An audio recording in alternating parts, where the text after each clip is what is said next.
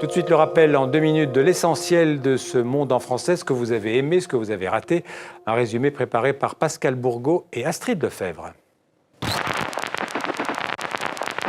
À Simferopol, les pro-russes s'apprêtent déjà à fêter la victoire. Avant même les résultats officiels, le drapeau russe flotte dans les rues de la ville.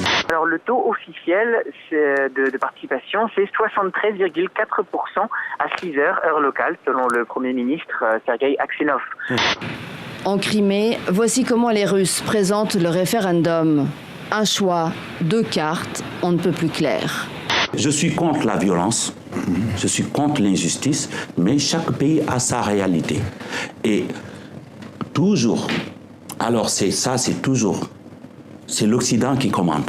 C'est un sans-papier qui s'est fait dénigrer, molester et voler ses effets personnels. Là, les policiers ont été placés sous mandat d'arrêt. C'est assez exceptionnel.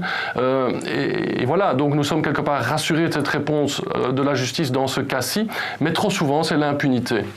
Bart de Wever a trébuché, d'ailleurs vous l'avez vu, en montant sur la scène. Ensuite, il a voulu faire un peu d'humour en évoquant le Premier ministre belge Elio Di Rupo. Mon bon ami Elio, a-t-il dit, m'a offert un emploi déguisé en panda. C'était une allusion à l'accueil récent en Wallonie de 2 pandas chinois, ce qui avait provoqué la frustration de certains Flamands. Des serres hyper modernes où tout est informatisé, dans un environnement tout blanc pour refléter la lumière. Plus de 50 variétés de légumes et de fines herbes poussent ici à l'année, sans pesticides ni fongicides, grâce à un système hydroponique perfectionné. 2000 kilos sont cueillis par jour. Ce n'est pas uniquement une réponse pour les pays riches, pour les pays du Nord. Ça peut non, aussi pas être... du tout. C'est d'abord une réponse, ça a d'abord été mis en place. Voilà. Et c'est souvent une agriculture de crise. On a vu l'agriculture urbaine se développer, par exemple, en Argentine dans les années 2000. Et on la voit aujourd'hui se développer très fortement dans les pays d'Europe du Sud, qui sont confrontés à une crise plus grave que chez nous, notamment en Grèce, au Portugal, en Italie. Quand je m'égare quelques jours, loin de ces gares et de ces tours, de la ville qui résonne.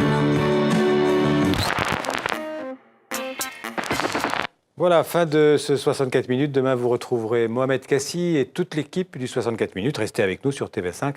À bientôt. Merci.